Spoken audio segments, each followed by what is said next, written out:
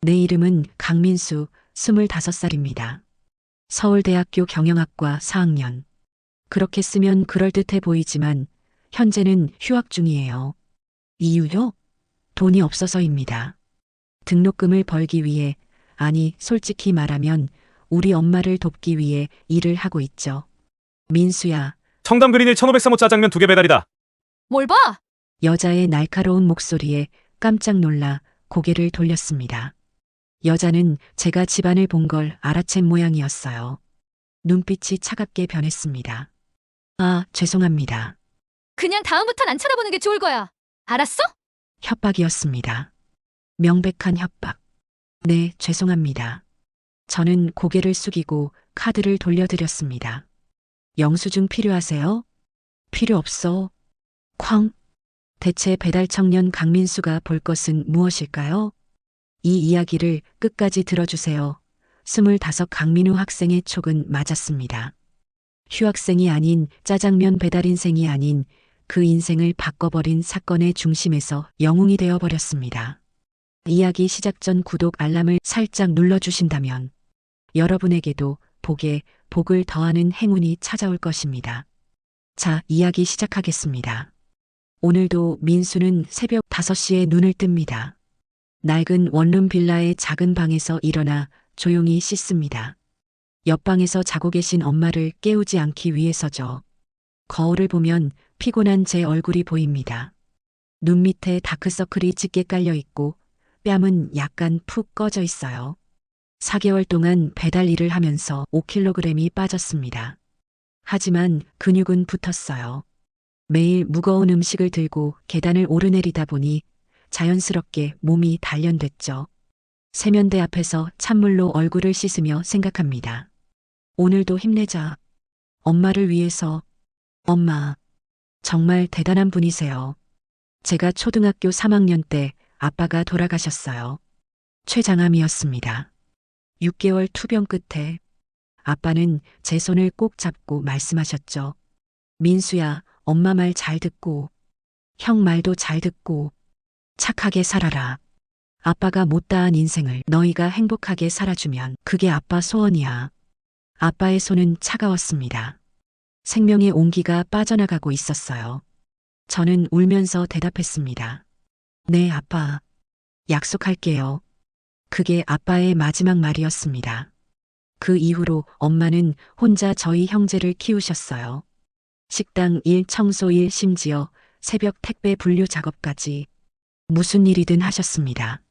손이 얼마나 거칠어지셨는지 몰라요.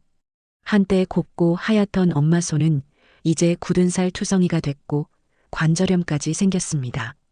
주름살도 깊어지고 허리도 굽어지셨지만 엄마는 한 번도 힘들다는 소리를 하지 않으셨어요. 우리 아들들 대학만 보내면 돼. 그게 엄마 소원이야. 너희 아빠가 못 본 거 엄마가 꼭 보고 싶어. 형, 강민석은 저보다 5살 위에요. 군대를 제대하고 경찰 시험에 합격해서 지금은 인천에서 형사로 근무하고 있죠. 형사계에 배치받아서 강력 사건들을 다룬다고 합니다. 형은 제 자랑이에요. 가난한 집안에서 태어나 오직 노력만으로 경찰이 됐고 이제는 엄마께 매달 50만 원씩 용돈도 드립니다. 엄마, 이거 쓰세요. 형사 월급 나왔어요. 민서가, 너도 돈 모아야지. 괜찮아요. 엄마가 고생하신 걸 생각하면 이것도 부족해요. 그런 형의 모습을 보며 저도 다짐했습니다. 나도 형처럼 되어야지. 하지만 현실은 그렇게 호락호락하지 않더라고요. 대학 등록금만 해도 학기당 400만 원. 생활비까지 합치면 한 학기에 600만 원은 필요합니다. 장학금을 받긴 하지만 전액은 아니에요. 반액 장학금을 받아도 200만 원은 내야 했습니다. 3학년까지는 어떻게든 버텼어요. 아르바이트를 3개씩 하면서요. 편의점, 주유소, 과외 하루에 4시간만 자면서 일했습니다. 그러다 3학년 2학기 말 엄마가 쓰러지셨어요. 과로였습니다. 새벽부터 밤까지 일하시다가 결국 몸이 버티지 못한 거죠. 병원에 입원하신 엄마를 보며 깨달았습니다. 내가 너무 이기적이었구나. 제 학업을 위해 엄마가 무리하고 계셨던 거예요. 더 이상 이럴 순 없었습니다. 그래서 4학년 1학기를 앞두고 휴학을 결정했어요. 돈을 벌어서 등록금을 마련하고 엄마도 좀 쉬게 해드리고 싶었죠. 민수야, 휴학은 무슨. 1년만 더 버티면 졸업인데. 그렇게 시작한 것이 중국집 배달 일이었습니다. 행운각이라는 작은 중국집. 우리 집에서 걸어서 10분 거리에 있었어요. 사장님은 50대 중반의 인자한 분이셨습니다. 처음 면접 보러 갔을 때의 기억이 생생해요. 대학생이 왜 배달 일을 하려고? 등록금을 벌어야 해서요. 그리고 엄마를 도와드리고 싶어서요. 사장님은 제 얼굴을 한참 바라보시더니 물으셨어요. 어머니가 무슨 일 하시는데? 식당에서 일하세요.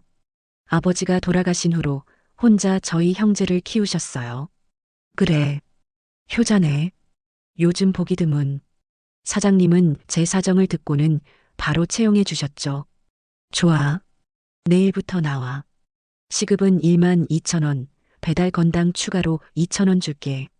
다른 데보다 많을 거야. 정말요? 감사합니다. 힘들 텐데 버틸 수 있겠어? 네, 할 수 있습니다. 시급 12,000원에 배달 건당 2,000원. 하루 8시간, 주 6일 근무하면 한 달에 250만 원 정도 버는 셈이었습니다. 배달 건수가 많으면 300만 원도 가능했어요. 나쁘지 않았어요. 아니, 솔직히 감사했습니다. 첫 출근 날 사장님이 제게 파란색 배달복을 주셨어요. 자, 입어봐. 오토바이는 저기 있고 배달복을 입고 거울을 봤습니다. 낯설었어요. 서울대 경영학과 학생이 아닌 배달원 강민수. 하지만 부끄럽지 않았습니다. 오히려 자랑스러웠어요. 엄마를 위해, 제 미래를 위해 스스로 돈을 버는 모습이. 배달 일은 생각보다 힘들었어요. 겨울 추위, 여름 더위, 비 오는 날의 빗길. 모든 게 쉽지 않았습니다. 첫 배달을 나갔을 때가 기억나네요. 손이 너무 떨려서 짜장면을 거의 쏟을 뻔했어요. 오토바이 운전도 서툴러서 중간에 넘어질 뻔하기도 했죠. 하지만 점점 익숙해졌습니다. 한 달, 두 달. 이제는 눈 감고도 배달할 수 있을 정도가 됐어요. 강남 지역의 골목골목을 외웠고 어떤 건물에 엘리베이터가 있고 없는지도 다 알았습니다. 어느 아파트 경비 아저씨가 친절하고 어느 오피스텔 관리인이 까다로운지도 파악했죠. 특히 자주 주문하는 단골집들은 거의 외우다시피 했습니다.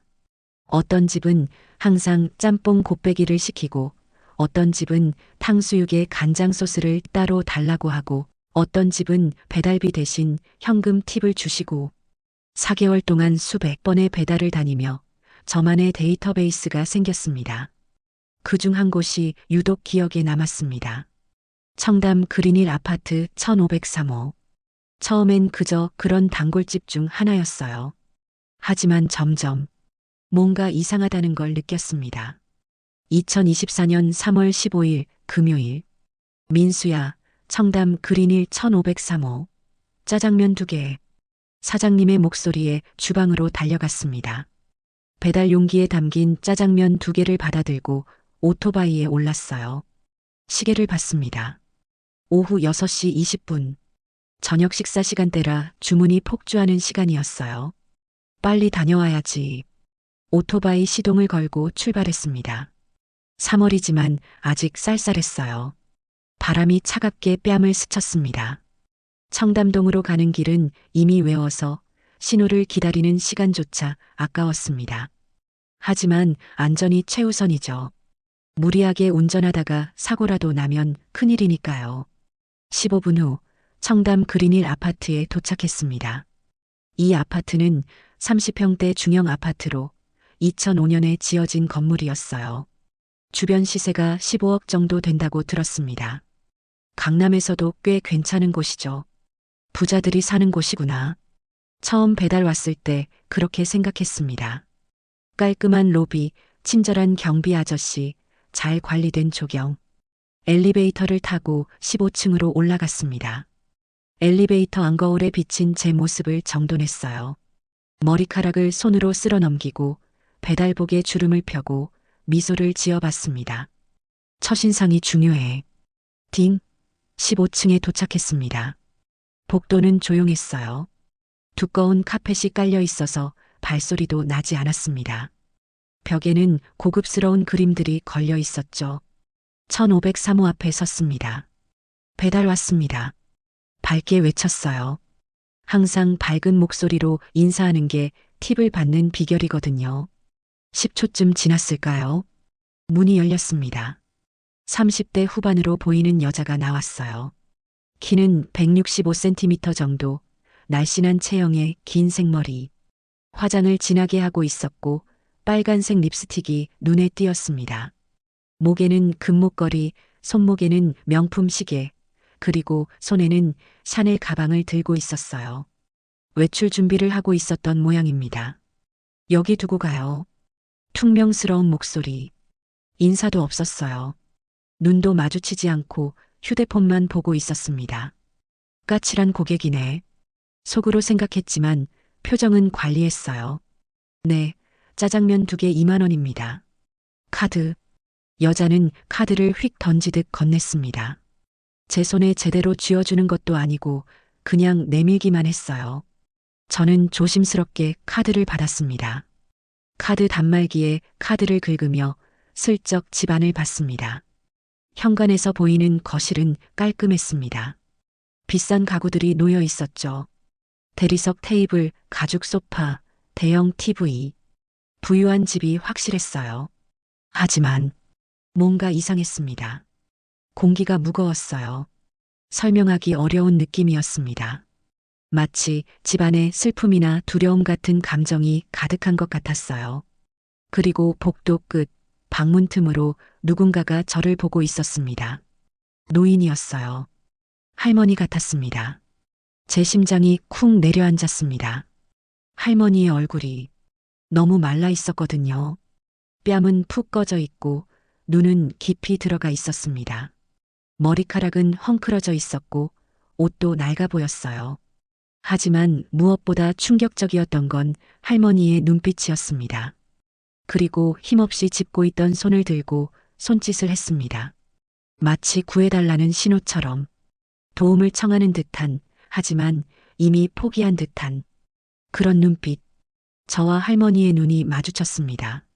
할머니는 무언가를 말하려는 듯 입을 벌렸습니다. 하지만 소리는 나오지 않았어요. 목소리가 안 나오는 건지 아니면 나올 수 없는 상황인 건지. 할머니의 마른 손이 문틀을 꼭 잡고 있었습니다. 손등에 핏줄이 도드라져 보였어요. 너무 말랐기 때문이죠. 뭘 봐? 여자의 날카로운 목소리에 깜짝 놀라 고개를 돌렸습니다. 여자는 제가 집안을 본 걸 알아챈 모양이었어요. 눈빛이 차갑게 변했습니다. 아, 죄송합니다. 그냥 다음부턴 안 쳐다보는 게 좋을 거야. 알았어? 협박이었습니다. 명백한 협박. 네, 죄송합니다. 저는 고개를 숙이고 카드를 돌려드렸습니다. 영수증 필요하세요? 필요 없어. 쾅. 여자는 대답도 제대로 하지 않고 문을 닫아버렸습니다. 복도에 혼자 남겨진 저는 한참 동안 멍하니 그 자리에 서 있었어요. 가슴이 답답했습니다. 할머니의 얼굴이 자꾸 떠올랐어요. 그 슬픈 눈빛, 말라있는 몸, 도움을 청하는 손짓과 표정. 뭔가 잘못됐어. 분명히 뭐가 있어. 하지만 확신할 수는 없었습니다. 그냥 제 착각일 수도 있었으니까요. 엘리베이터를 타고 내려오며 생각했습니다. 노인이 저렇게 말라있는 게 정상일까?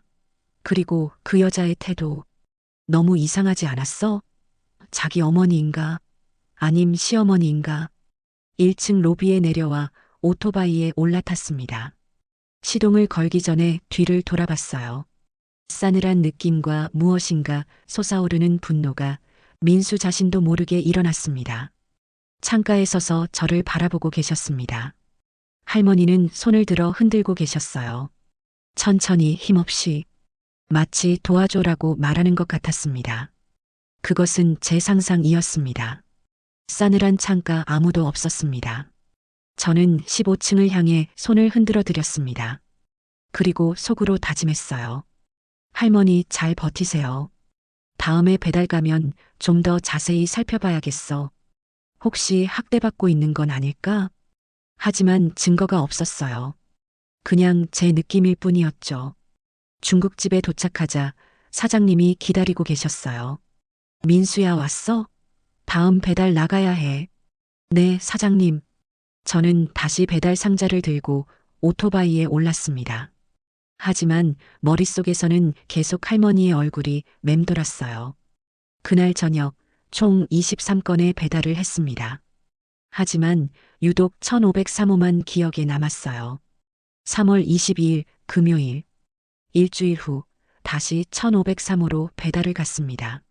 민수야, 청담 그린힐 1503호. 짜장면 2개.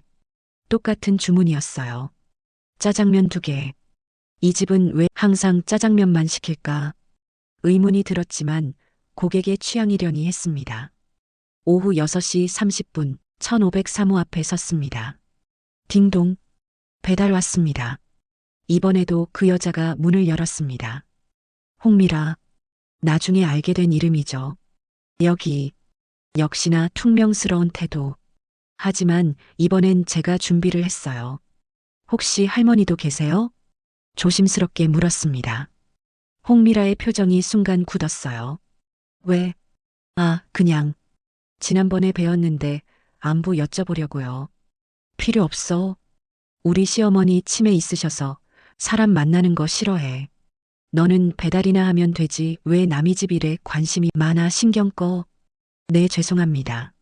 안 그럴게요. 맛있게 드세요. 하지만 뭔가 이상했습니다.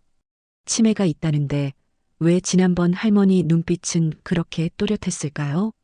그럼 짜장면 2만 원입니다. 응. 카드를 받으며 다시 집안을 슬쩍 봤습니다. 이번엔 할머니가 보이지 않았어요. 하지만 복도 끝 방문이 약간 열려 있었고 그 틈으로 뭔가 움직이는 게 보였습니다. 또 쳐다보네. 야, 너 경고한다. 홍미라의 날카로운 목소리. 죄송합니다. 저는 고개를 숙였습니다. 카드 결제를 마치고 돌아서는데 뒤에서 소리가 들렸습니다. 응. 할머니의 목소리였어요. 신음 같았습니다. 저는 반사적으로 돌아봤습니다. 할머니, 괜찮으세요? 신경 끄라니까. 홍미라가 문을 쾅 닫아버렸습니다. 하지만 문이 닫히기 직전 저는 봤어요. 할머니가 복도 바닥에 앉아 계셨습니다. 기어 나오려는 것 같았어요. 그리고 홍미라가 할머니를 끌고 방으로 들어가는 모습을. 안 돼. 저는 무의식적으로 소리쳤지만 문은 이미 닫혔습니다. 가슴이 뛰었어요. 심장이 미친 듯이 쿵쾅거렸습니다. 이건 학대야. 확신이 들었습니다. 하지만 어떻게 해야 할지 몰랐어요. 문을 두드리고 들어가야 할까? 아니면 경찰에 신고해야 할까? 고민하던 중 엘리베이터가 열리며 다른 주민이 나왔습니다. 아, 배달원이시네요. 수고하세요. 네, 감사합니다. 저는 할 수 없이 엘리베이터를 탔습니다. 내려가는 내내 마음이 무거웠어요. 신고해야 하나? 하지만 증거가 없는데. 1층에 내려와 오토바이에 앉았지만 시동을 걸 수가 없었습니다. 계속 할머니 얼굴이 떠올랐거든요.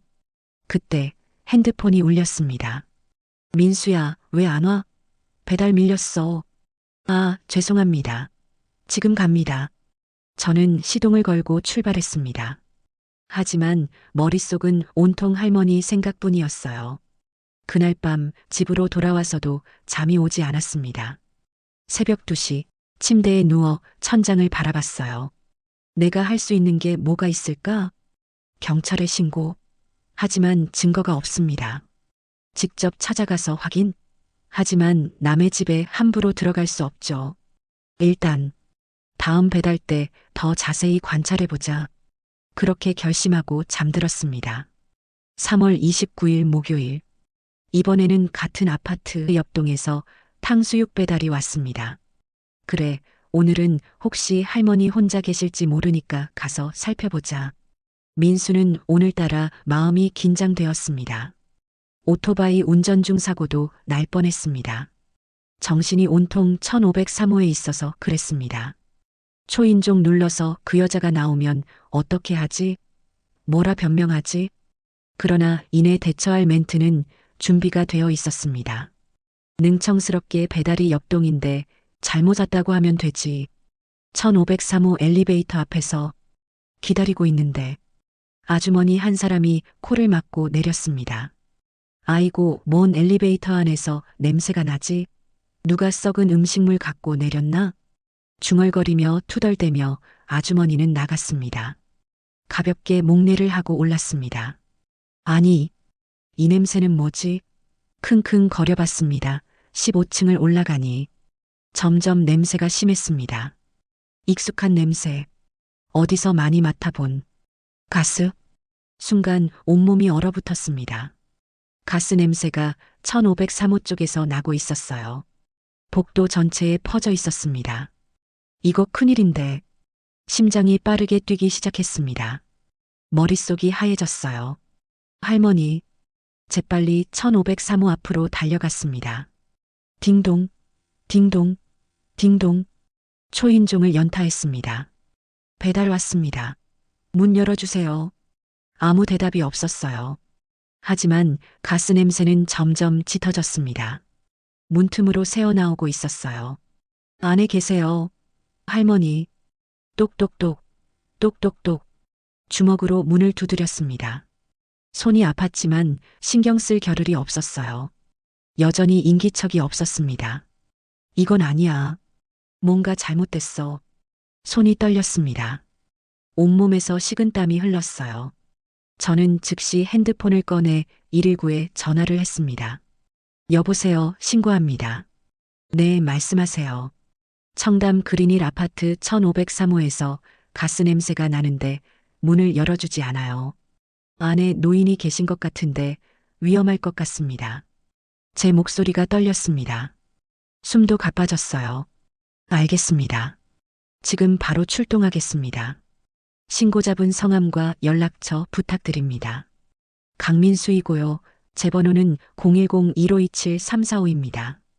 혹시 폭발 위험이 있을 수 있으니 신고자분은 안전한 곳으로 대피해 주세요. 아니요. 저는 여기 있어야 해요. 할머니가. 알겠습니다. 조심하세요. 곧 도착하겠습니다. 전화를 끊고 다시 문을 두드렸습니다. 할머니, 괜찮으세요? 그때 옆집 문이 열렸습니다. 뭐야, 시끄러워. 50대 남자가 화난 얼굴로 나왔어요. 죄송합니다. 1503호에서 가스 냄새가 나는데 문을 안 열어줘서. 남자는 코를 킁킁거리더니 표정이 굳었습니다. 이거 정말 가스 냄새네. 큰일인데? 119에 신고했습니다. 곧 올 거예요. 할머니 혼자 계신가? 며느리는? 모르겠어요. 아무도 대답이 없어요. 남자도 함께 문을 두드렸습니다. 이씨, 문 열어요. 5분 후 소방관들이 도착했습니다. 신고하신 분이세요? 네, 저예요. 제 목소리는 여전히 떨리고 있었습니다. 경찰관이 문을 두드렸어요. 경찰입니다. 문 열어주세요. 여전히 대답이 없었습니다. 소방관님, 문 열겠습니다. 알겠습니다. 대피하세요. 소방관들이 특수 장비로 문을 열기 시작했습니다. 저는 손을 꼭 쥐고 지켜봤어요. 온몸이 떨렸습니다. 제발, 제발 괜찮으세요. 콱직. 드디어 문이 열렸습니다. 와르르. 문이 열리는 순간 엄청난 가스 냄새가 쏟아져 나왔습니다. 저는 헛구역질이 났어요. 코와 목이 따가웠습니다. 환기, 빨리 환기. 소방관들이 방독면을 쓰고 안으로 들어갔습니다. 창문을 열었어요. 저도 따라 들어가려 했지만 경찰관이 막았습니다. 위험합니다. 여기 계세요. 하지만 할머니가. 저희가 확인하겠습니다. 소방관의 목소리가 들렸습니다. 여기 사람 있어요. 의식 없습니다. 제 다리에서 힘이 빠졌어요. 할머니, 저는 문틀을 붙잡고 서 있었습니다. 소방관들이 할머니를 밖으로 옮겼습니다. 거실 바닥에 쓰러져 있던 할머니였어요. 얼굴이 창백했고 숨을 제대로 쉬지 못하고 계셨습니다. 입술은 파랗게 변해 있었어요. 할머니, 저는 소리쳤습니다.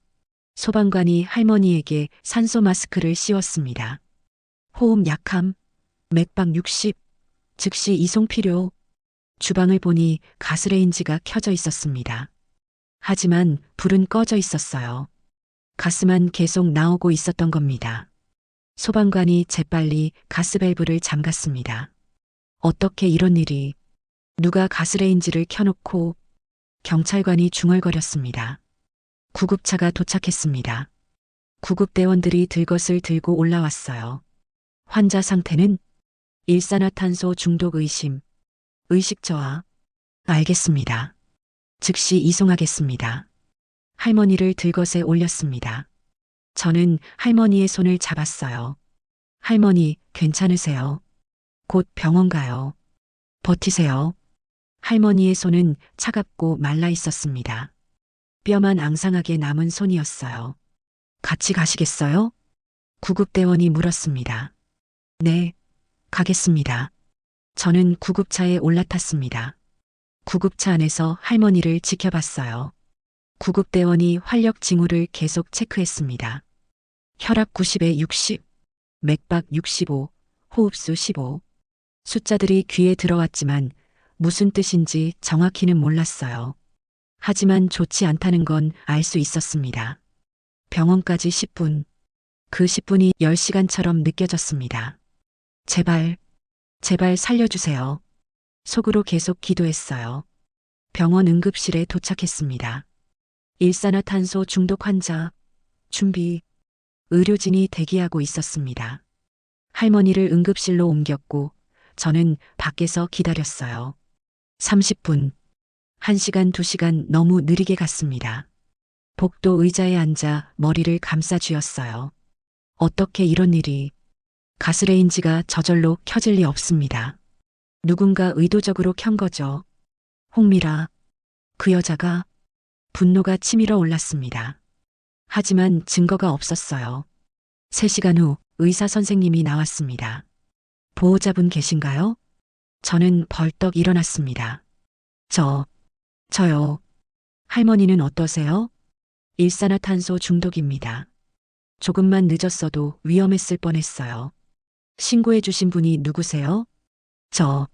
저예요. 생명의 은인이십니다. 의사의 말에도 저는 기뻐할 수 없었어요. 왜 이런 일이 일어난 거지? 할머니 언제 깨어나세요? 지금 안정을 취하고 계십니다. 내일쯤이면 깨어나실 거예요. 감사합니다, 선생님. 저는 병실로 갔습니다. 할머니는 산소 마스크를 쓰고 계셨어요. 여전히 의식이 없었습니다. 침대 옆 의자에 앉아 할머니를 지켜봤어요. 할머니의 말라있는 얼굴, 주름진 손, 가느다란 팔. 누가 이렇게 만든 거야? 간호사가 들어왔습니다. 보호자분은 어디 계세요? 며느리분이 연락이 안 된다고 하는데요. 며느리. 홍미라. 그 여자 어디 간 거야?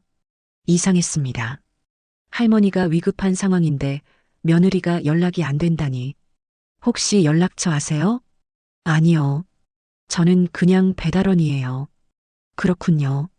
일단 경찰에서 연락 시도 중이라고 합니다. 간호사가 나가고 저는 다시 할머니를 바라봤어요. 반드시 진실을 밝혀낼 거예요, 할머니. 그날 밤 저는 병원에서 밤을 샜습니다. 할머니 곁을 지켰어요. 다음 날 아침 8시 할머니가 눈을 뜨셨습니다. 할머니. 저는 벌떡 일어나 할머니를 불렀어요. 할머니는 천천히 눈을 뜨셨습니다. 흐릿한 눈빛으로 주변을 둘러보시더니 저를 발견하셨어요. 말을 하려 하셨지만 목소리가 나오지 않았습니다. 괜찮아요, 할머니. 천천히 하세요. 일단 의사 선생님 부를게요. 간호사 호출 버튼을 눌렀습니다. 곧 의사 선생님이 오셨어요. 의식 회복하셨네요. 다행입니다. 검사를 마친 의사 선생님이 말씀하셨어요. 목소리는 왜 안 나오세요? 일산화탄소 중독의 후유증일 수 있습니다. 또는 원래 성대에 문제가 있으셨을 수도 있고요. 며칠 지켜봐야 할 것 같습니다. 의사 선생님이 나가시고 할머니와 단둘이 남았습니다. 할머니는 저를 보시더니 눈물을 흘리셨어요. 할머니, 울지 마세요. 이제 안전해요. 할머니는 손짓으로 무언가를 달라고 하셨어요. 뭐가 필요하세요? 할머니는 손으로 글 쓰는 신용을 하셨습니다. 아, 펜이요? 저는 가방에서 노트와 펜을 꺼내드렸습니다. 할머니는 떨리는 손으로 글자를 쓰기 시작하셨어요. 하나, 둘, 셋. 글자 하나하나 쓰는 게 너무 힘들어 보였습니다. 손이 너무 떨려서 글씨가 삐뚤빼뚤했어요. 천천히 쓰세요, 할머니. 5분쯤 지났을까요? 할머니가 노트를 저에게 건네셨습니다. 고, 마, 단 세 글자. 하지만 그 안에 담긴 감정이 느껴졌습니다. 천만에요, 할머니. 할머니는 다시 글을 쓰기 시작하셨어요. 이번엔 더 천천히, 더 조심스럽게.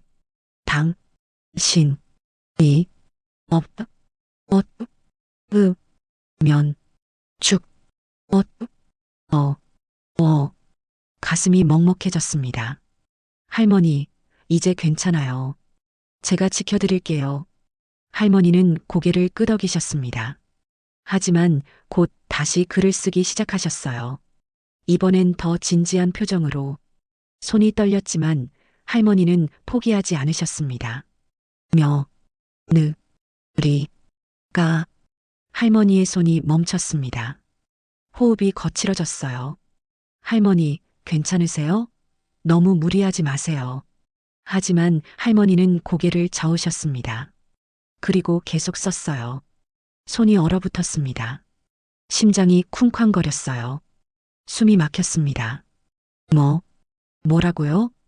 할머니는 제 손을 꼭 잡으셨어요.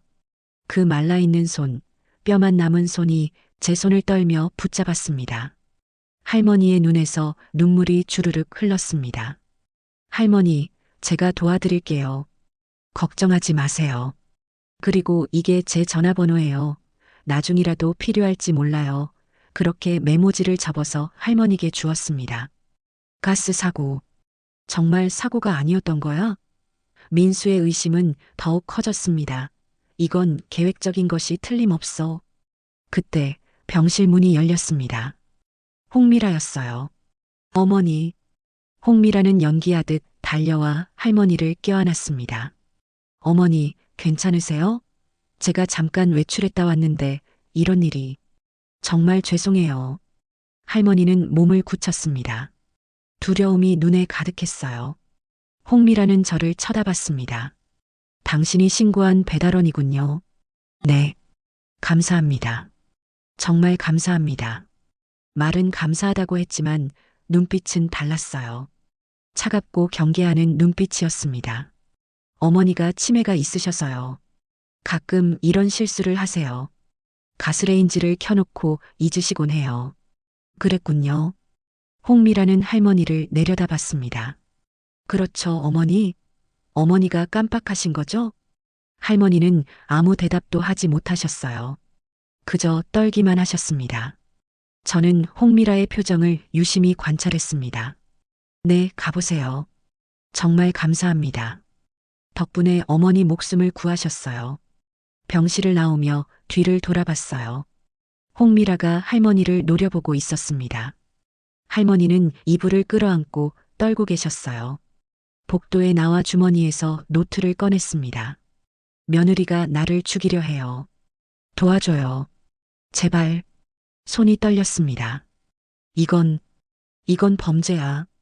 하지만 증거가 없었어요. 경찰은 단순 사고로 처리했습니다. 치매 노인의 실수라고. 민수는 화가 치밀었습니다. 이것을 단순 사고라고 거동도 못하고 힘도 없고 제대로 걷지도 못하시는 분이 가스불을 켰다고 정말 기가 막혔습니다. 민수는 이 사고를 형에게 말했지만 신경 끄라고 말했습니다. 경찰이 그런 것까지 일일이 수사 못해. 그분들의 판단이 맞을 거야. 냉랭한 형이 말에 더 이상 따질 기운도 없었습니다. CCTV도 없었고 목격자도 없었습니다. 증거가 필요해. 복도 의자에 앉아 생각했습니다. 어떻게 증거를 확보하지? 그때 핸드폰이 울렸습니다. 사장님이었어요. 민수야, 어디야? 배달이 밀렸어. 아, 죄송합니다. 지금 갑니다. 저는 병원을 나왔습니다. 하지만 머릿속은 온통 할머니 생각뿐이었어요. 이대로 둘 순 없어. 할머니를 지켜야 해. 그날부터 저는 할머니를 지키기로 결심했습니다. 어떻게?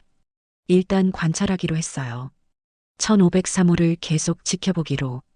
증거, 내가 찾는다. 내가 증거를 잡을 거야. 민수는 주먹을 불끈 쥐었습니다. 할머니는 3일 후 퇴원하셨습니다. 저는 퇴원하는 날 병원에 갔어요. 물론 몰래요. 오전 10시 병원 로비에서 기다렸습니다. 홍미라가 할머니를 휠체어에 태우고 나왔어요. 할머니는 여전히 말라 보였습니다. 3일 동안 병원 밥을 드셨는데도 크게 나아 보이지 않았어요. 저는 멀리서 지켜봤습니다. 홍미라가 택시를 잡았고 할머니를 태웠습니다. 택시가 출발하자 저도 오토바이로 뒤따라갔어요. 청담 그린힐 아파트로 돌아갔습니다. 할머니를 집으로 데려간 후 홍미라는 곧바로 다시 나왔어요. 할머니를 혼자 두고 어디 가는 거지? 홍미라는 택시를 타고 강남역으로 갔습니다. 저도 뒤따라갔어요. 강남역 근처의 고급 카페. 홍미라는 한 남자를 만났습니다. 40대 중반으로 보이는 남자. 비싼 정장을 입고 있었어요. 저는 카페 밖에서 지켜봤습니다. 두 사람은 친밀해 보였어요. 웃으며 대화하고 손을 맞잡기도 했습니다.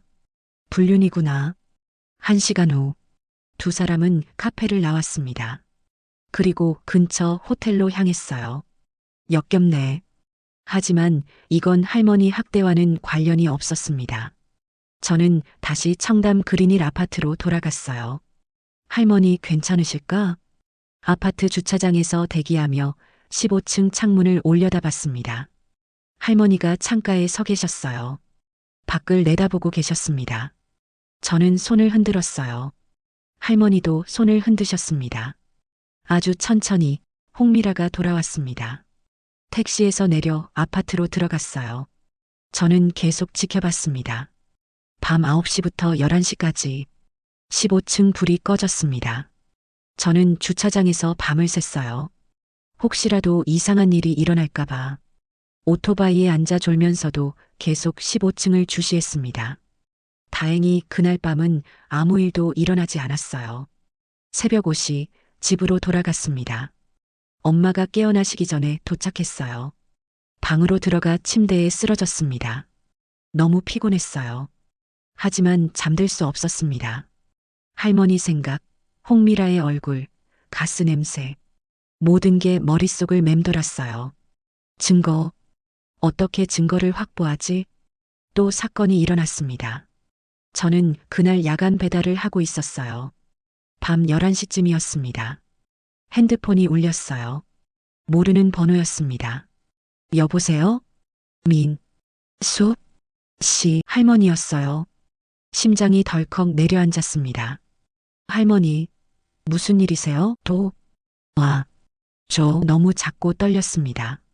지금 어디세요? 집이세요? 끊겼습니다. 할머니, 아무 대답이 없었어요. 저는 배달하던 음식을 급히 맡기고 청담 그린힐 아파트로 달려갔습니다. 신호도 무시했어요.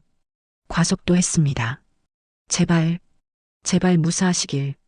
10분 만에 도착했습니다. 15층 1503호. 딩동, 딩동, 딩동. 할머니, 저예요. 민수예요. 아무 대답이 없었습니다. 할머니, 문을 두드렸지만 여전히 인기척이 없었어요. 또 사고가 난 거야? 불안이 엄습했습니다. 온몸이 떨렸어요. 저는 관리실로 달려갔습니다. 죄송합니다만 1503호 할머니가 위험한 것 같아요. 문 좀 열어주실 수 있나요? 경비원 아저씨는 난처한 표정을 지으셨어요. 손님, 저희가 함부로 문을 열 수가 없어요. 그럼 어떻게 하죠?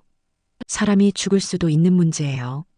경비원 아저씨는 난감하다는 이유를 대고 귀찮다는 듯 말했지만 민수의 호소에 말을 이어갔습니다. 방법이 하나 있긴 합니다만 그것이 좀 협조가 될지. 뭔데요? 아저씨, 옆집 베란다의 쪽 화재시 피신할 수 있는 가벽이 있어요. 그것을 부수고 가는 방법이 가장 빨라요. 근데 화재도 아닌데 누가 그거를 허락하겠어요? 제발이에요. 할머니가 위험해요. 지난번에도 가스 사고가 있었잖아요. 민수는 옆집 초인종을 눌렀고 노년의 부부가 살고 있었습니다. 평소 옆집 할머니하고는 동호회 모임으로 잘하는 사이였습니다. 민수의 다급함에 의아해하면서도 민수가 심각한 설명에 이해는 갔지만 가벽을 부수면 또다시 시공해야 하고 귀찮아했습니다. 그러나 결국은 허락을 받아냈습니다. 가벽은 쉽게 무너졌습니다. 집안은 어두웠습니다. 하지만 욕실에서 불빛이 새어나왔어요. 할머니, 욕실로 달려갔습니다. 그리고 본 광경에 숨이 멎었습니다. 할머니가 욕조에 쓰러져 계셨어요. 욕조에는 물이 가득 차 있었고 할머니는 물속에 반쯤 잠겨 계셨습니다. 얼굴만 겨우 물 밖으로 나와 있었어요. 할머니, 저는 욕조로 뛰어들었습니다. 옷이 젖는 것 따위 신경 쓸 겨를이 없었어요. 할머니를 끌어안고 욕조 밖으로 꺼냈습니다. 할머니의 몸은 얼음장처럼 차가웠어요. 입술은 파랗게 변해 있었습니다. 할머니, 정신 차리세요. 할머니는 의식이 희미했습니다. 눈을 반쯤 감고 계셨어요. 119, 119 불러주세요. 경비원 아저씨가 전화했습니다. 저는 할머니를 욕실 밖으로 옮겼어요. 바닥에 눕히고 담요를 덮었습니다. 할머니, 괜찮으세요? 제가 왔어요. 할머니는 떨리는 손으로 제 팔을 붙잡으셨어요. 말씀하지 마세요. 힘 아끼세요. 할머니의 온몸이 떨리고 있었습니다. 저체온증이 분명했어요. 5분 후 구급차가 도착했습니다. 환자 상태는 욕조에 빠져 계셨어요. 저체온증 같습니다. 구급대원이 재빨리 할머니를 확인했어요. 체온 34도. 즉시 이송. 할머니를 들것에 올렸습니다. 저도 구급차에 함께 탔어요. 병원으로 가는 길 구급대원이 물었습니다. 어떻게 된 건가요? 목욕하다가 잘 모르겠어요. 할머니한테서 전화가 와서 급히 왔는데.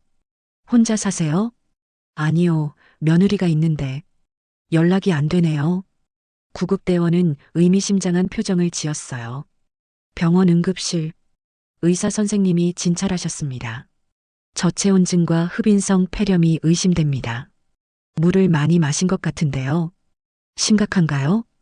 조금만 늦었으면 위험했을 겁니다. 다행히 빨리 발견하셨네요. 저는 아무 말도 할 수 없었습니다. 또 조금만 늦었으면. 경찰이 왔습니다. 신고받고 왔습니다. 어떻게 된 건가요? 저는 상황을 설명했어요. 경찰은 1503호를 조사했습니다. 욕실 바닥에는 물이 흥건했어요. 그리고 욕조 옆에 비누가 떨어져 있었습니다. 미끄러진 것 같네요. 노인분이 목욕하다가 미끄러져서 욕조에 빠진 것으로 보입니다. 경찰의 결론이었습니다. 하지만 저는 알고 있었어요. 욕실 바닥에 비누가 너무 많았습니다. 일부러 뿌려놓은 것처럼. 누군가 할머니를 미끄러뜨린 거야. 증거는 없었습니다. CCTV도 없었고 목격자도 없었어요. 경찰은 또 단순 사고로 처리했습니다. 민수는 무력감에 온몸에 힘이 빠졌습니다. 그래, 경찰이나 뭐고 증거가 필요해. 확실한 증거. 민수의 눈물이 났습니다. 자기가 할 수 일이 아무것도 없고 사람들은 치매 걸린 늙은 노인의 단순 실수 치부하기 일쑤고 귀찮아했습니다. 고령의 노인이 목욕 중 미끄러진 사고로 보입니다. 이것이 경찰이 내린 최종 결론이었습니다. 며느리 홍미라는 또 연락이 안 됐습니다. 2시간 후에야 나타났어요. 어머니. 무슨 일이에요? 연기하는 목소리. 외출했다가 지금 왔어요. 어머니 혼자 목욕하시다가. 하지만 저는 그 거짓말을 알아챘습니다. 홍미라의 옷에서 술 냄새가 났거든요. 그리고 화장이 번져 있었습니다. 남자 만나고 온 거야. 분명히. 분노가 치밀어 올랐지만 참았습니다. 아직은 증거가 없으니까요. 병실에서 할머니가 깨어나셨을 때 저는 물었어요. 할머니, 누가 그랬어요? 할머니는 떨리는 손으로 노트에 썼습니다. 며느리가 욕실에 물을 틀어놓고 나를 밀었어요. 미끄러워서 넘어졌어요. 일부러 바닥에 비누를 뿌려놨어요. 제 주먹이 굳게 쥐어졌습니다. 이 쪽지 경찰에 보여드릴게요. 하지만 할머니는 고개를 저으셨어요. 할머니가 맞았습니다. 결정적인 증거가 필요했어요. 하지만 어떻게? 저는 그날 밤 거의 잠을 자지 못했습니다. 머릿속으로 계속 생각했어요. 어떻게 증거를 확보하지? 4월 15일 일요일. 더 이상 혼자서는 안 되겠다고 판단했습니다. 형을 만나러 인천으로 갔습니다. 형은 인천 남동구에 있는 작은 원룸에서 혼자 살고 있었습니다. 민수야 왔어? 무슨 일이야? 전화해서 급하다면서? 형, 상의할 게 있어. 저는 형에게 모든 것을 설명했습니다. 이말순 할머니, 홍미라, 가스 사고, 욕실 사고, 할머니의 쪽지. 형은 심각한 표정으로 듣고 있었어요. 1시간 동안 저는 쉬지 않고 말했습니다. 입이 마를 정도로 열심히 설명했어요. 그래서 형한테 도움을 요청하러 왔어. 형은 한참을 침묵했습니다. 그리고 깊은 한숨을 쉬었어요.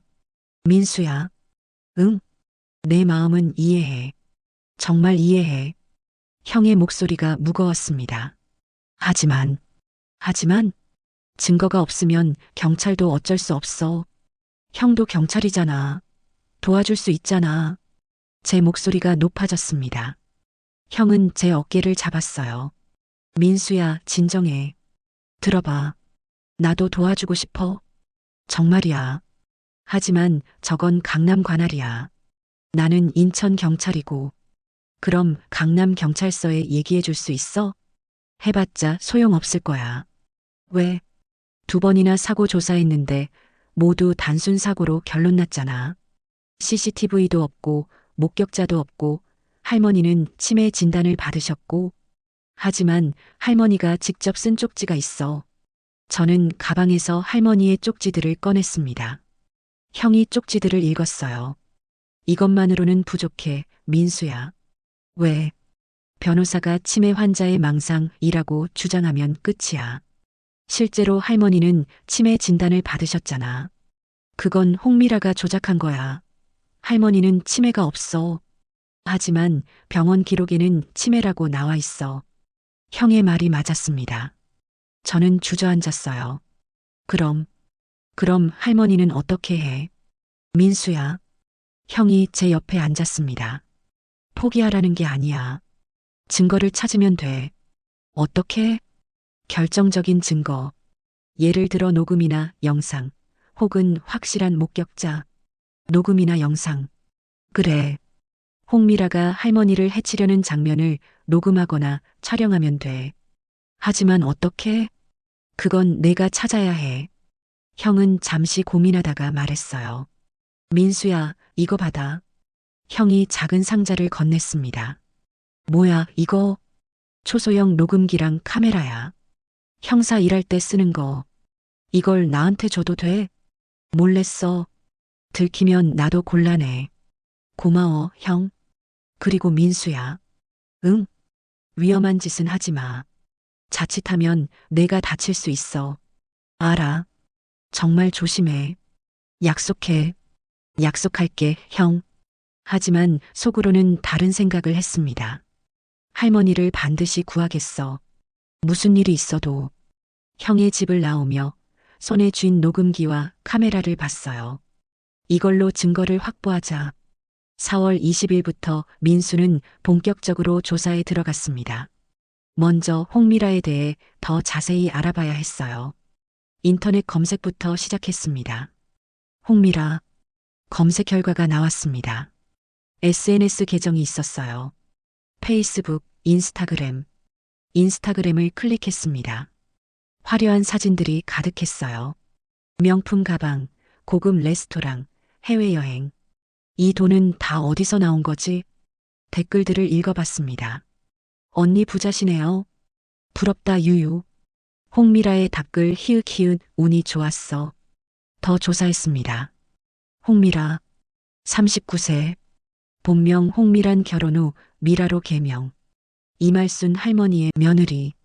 할머니의 아들. 이민석과 2015년에 결혼. 하지만 부부 사이가 좋지 않았다고 해요. 이민석은 대기업 K전자 영업관리 대리였습니다. 연봉 약 7천만 원. 괜찮은 수입이었죠. 하지만 홍미라는 그것으로 만족하지 못했던 모양입니다. 더 조사하니 충격적인 사실을 알았어요.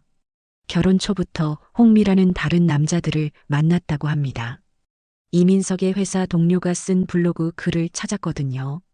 이민석 형이 괴로워하고 있다. 부인의 외도 때문에. 하지만 어머니 때문에 이혼하지 못한다고 했다. 이민석은 효자였습니다. 할머니를 너무 사랑했고 이혼하면 할머니가 상처받을까봐 참았던 거예요. 하지만 결국 2021년 10월 15일 이민석은 거래처 접대 후 술에 취해 운전을 했습니다. 청담대교에서 사고가 났어요. 가드레일을 들이받고 차가 뒤집혔습니다. 현장에서 즉사 뉴스 기사를 찾았습니다. K전자 직원 음주운전 사고로 사망. 기사를 읽으며 가슴이 아팠어요. 이민석 씨도 피해자였구나.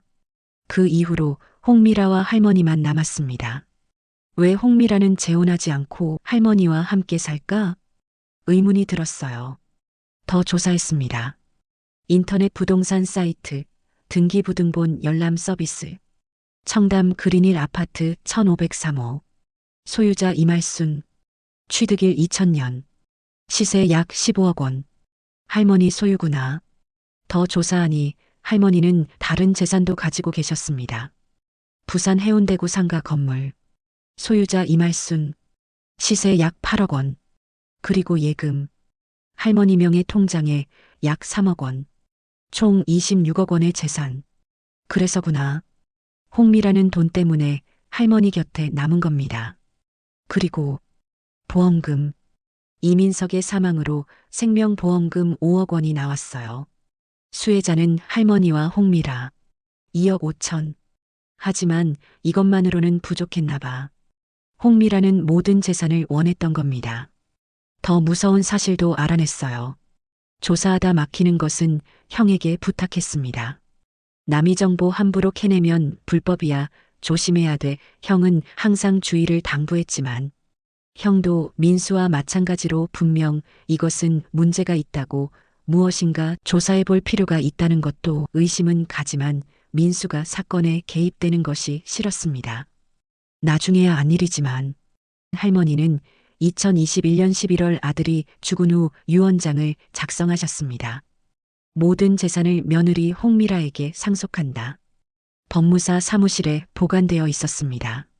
이게 할머니의 진짜 뜻일까? 의심스러웠어요. 아마도 홍미라가 할머니를 협박해서 쓰게 한 거겠죠. 이 여자 완전 범죄를 꾸미고 있어.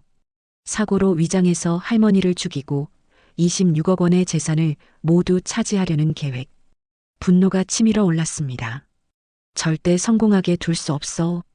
하지만 증거가 필요했습니다. 결정적인 증거. 4월 25일부터 수시로 홍미라를 본격적으로 미행하기 시작했습니다. 배달 일을 마친 후 청담 그린힐 아파트 주차장에서 대기했어요. 밤 9시 홍미라가 나왔습니다. 검은 원피스를 입고 높은 하이힐을 신고 있었어요. 진한 향수 냄새가 멀리서도 났습니다. 택시를 타고 어디론가 갔어요. 저도 오토바이로 뒤따라갔습니다. 거리를 적당히 유지하며 들키지 않게 조심했어요. 강남역 근처의 고급 바 루이스. 홍미라가 들어갔습니다. 저는 바 근처에 오토바이를 세우고 관찰했습니다. 유리창 너머로 홍미라가 보였어요. 30분 후 한 남자가 나타났습니다. 40대 중반으로 보이는 남자. 키 180cm 정도, 건장한 체격, 비싼 정장.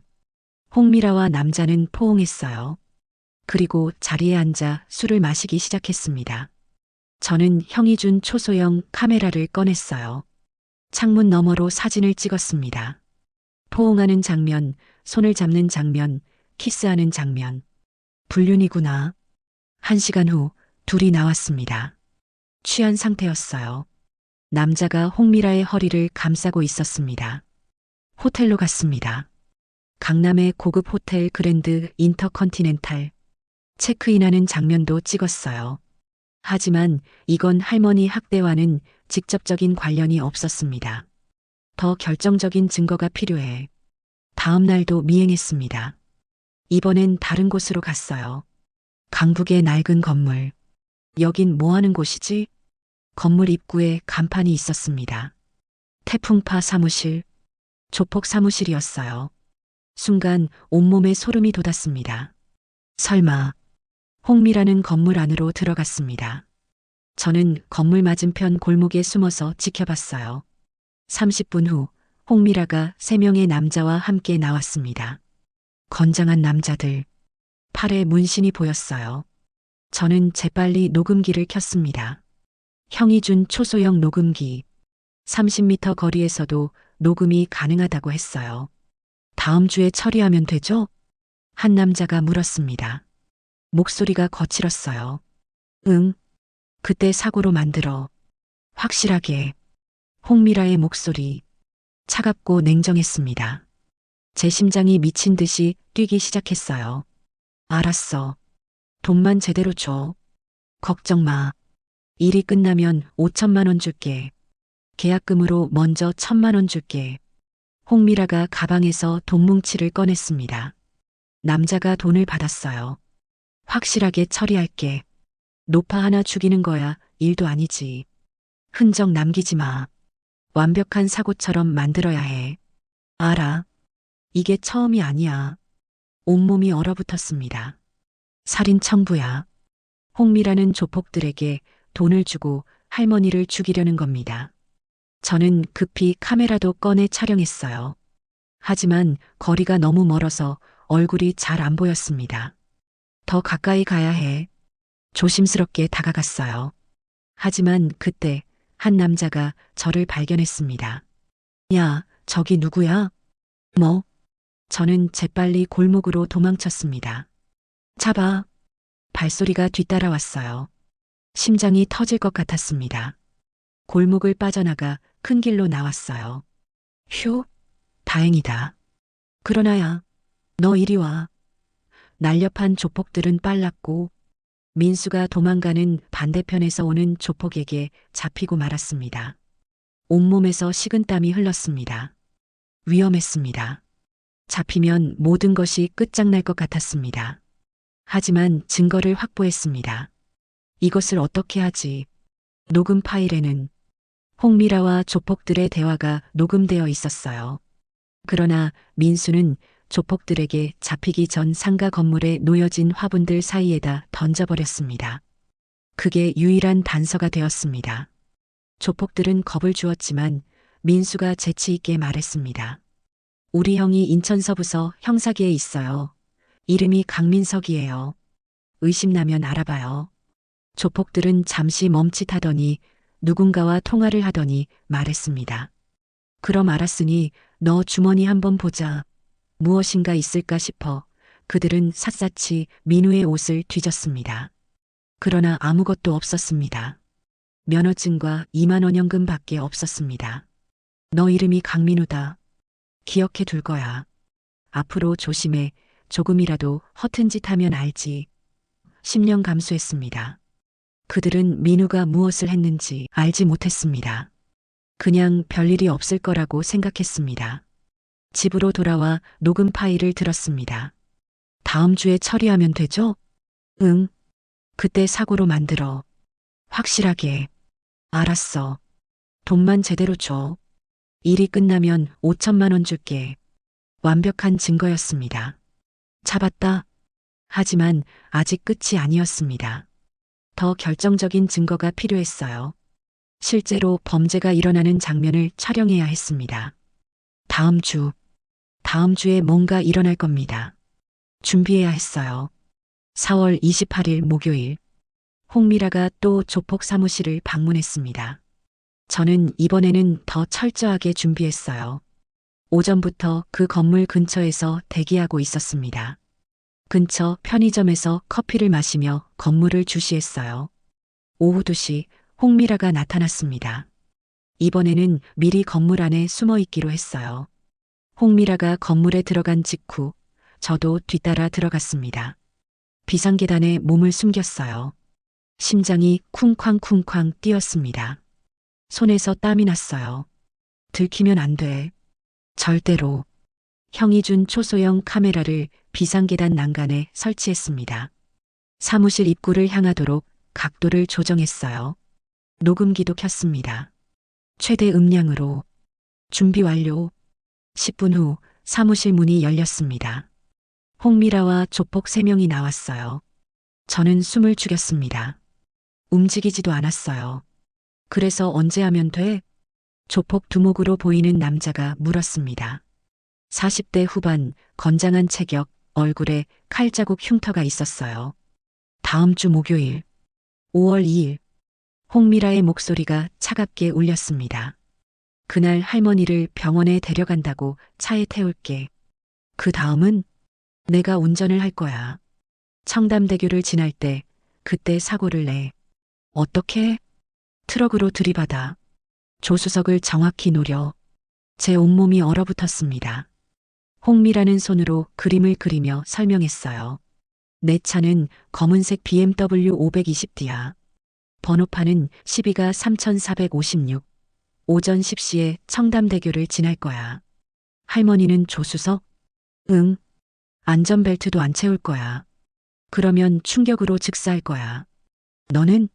나는 대교막 지나서 안전지대가 한 곳이 있어. 잠시 거기서 차 세워놓고 담배 한 대 태우고 있을 거야. 그때 뒤에서 박아. 보험은? 차량 보험 들어놨어.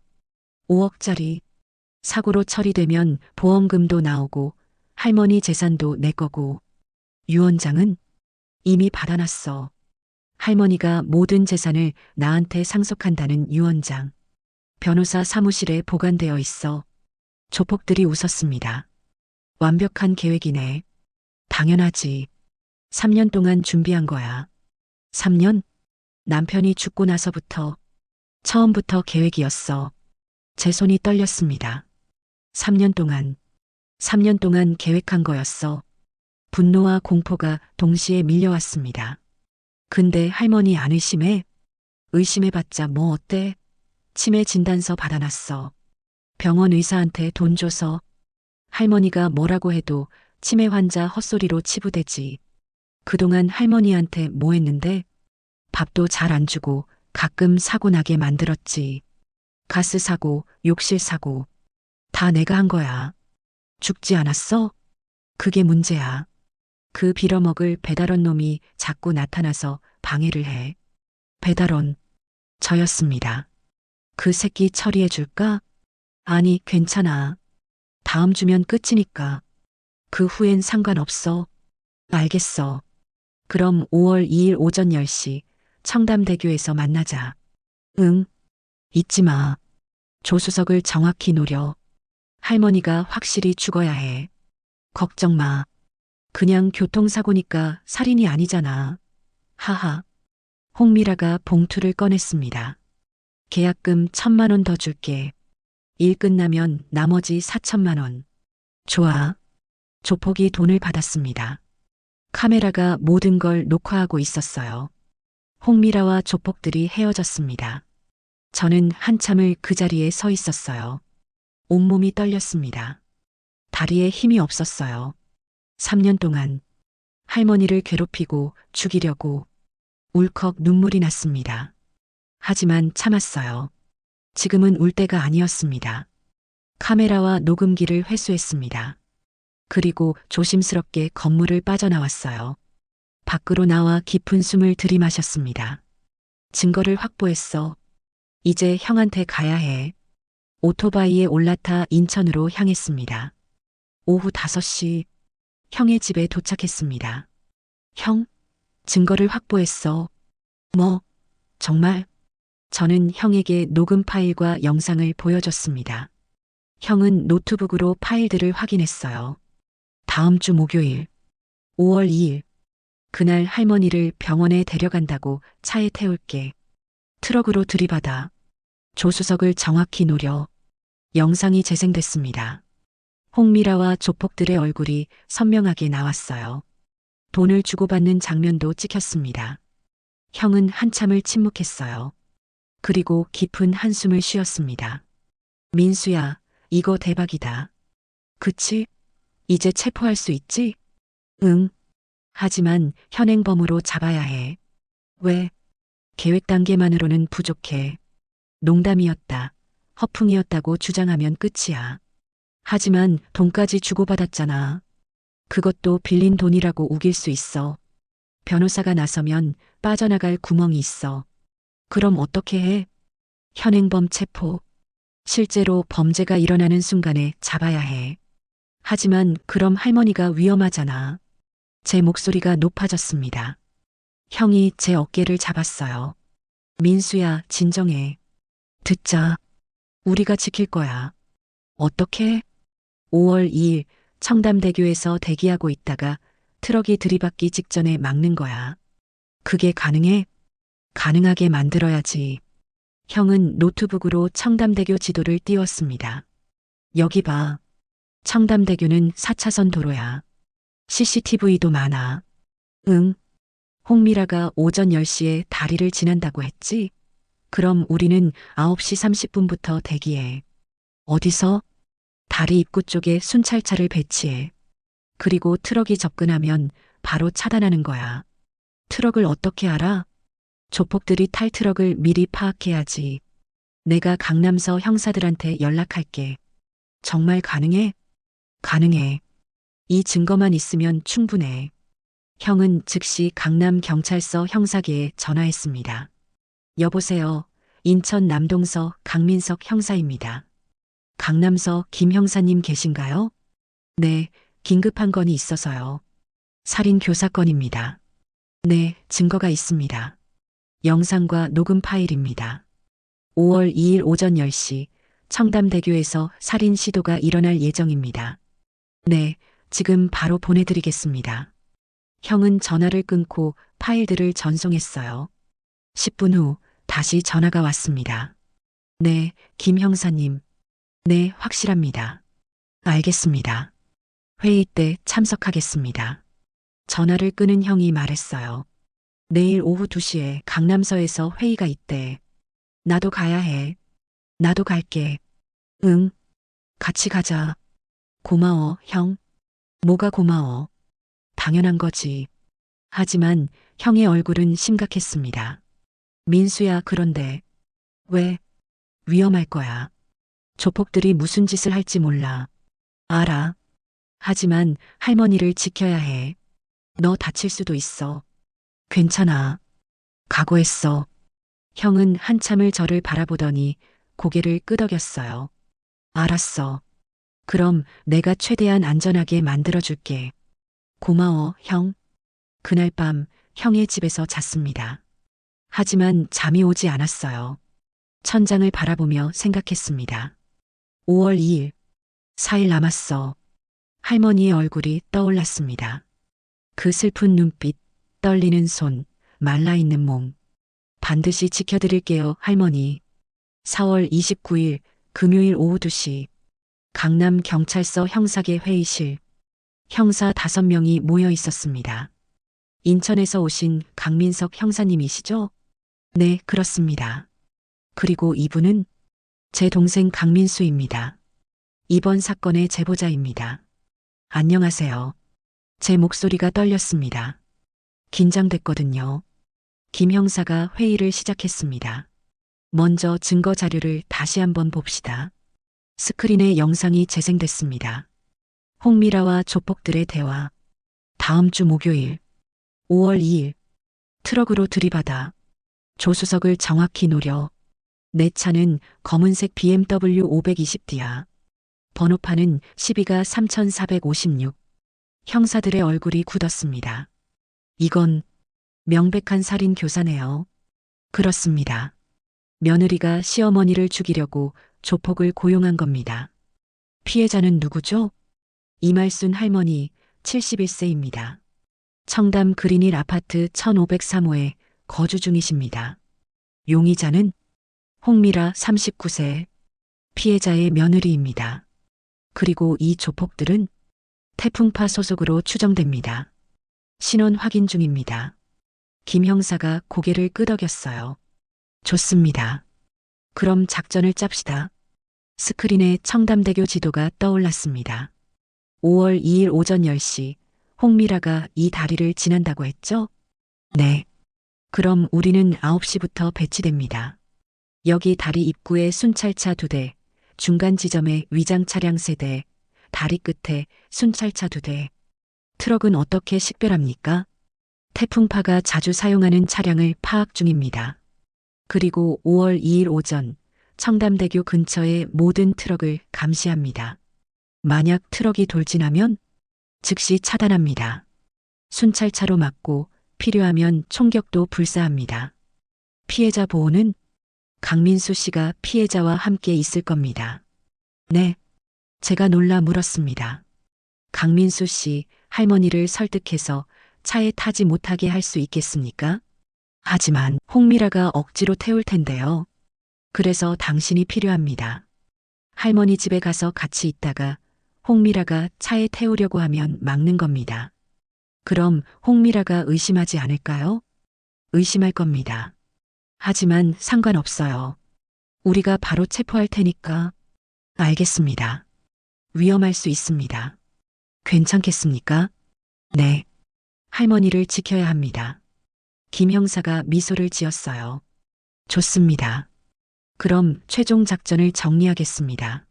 화이트보드에 작전이 그려졌습니다. 이해되십니까? 네. 하지만 불안했습니다. 정말 이대로 될까? 형이 제 손을 꼭 잡았어요. 민수야, 괜찮아. 우리가 지킬 거야. 응. 회의가 끝나고 형사들이 악수를 청했습니다. 강민수 씨 용기 있는 행동입니다. 감사합니다. 아니에요. 당연한 일인걸요. 할머니가 복 많으시네요. 이런 청년을 만나서 저는 아무 말도 할 수 없었습니다. 할머니의 얼굴이 떠올랐어요. 5월 1일 수요일, 디데이 전날, 저는 할머니를 만나러 갔습니다. 홍미라가 외출한 틈을 타서요. 오후 3시 1503호. 딩동. 할머니, 저예요. 민수예요. 문이 열렸습니다. 할머니가 계셨어요. 수? 할머니는 저를 보자마자 눈물을 흘리셨어요. 할머니, 괜찮으세요? 할머니는 고개를 저으셨습니다. 방으로 들어가 보니 할머니는 더 말라 보였어요. 밥은 드셨어요? 할머니는 고개를 저으셨습니다. 홍미라가? 응. 냉장고를 열어봤어요.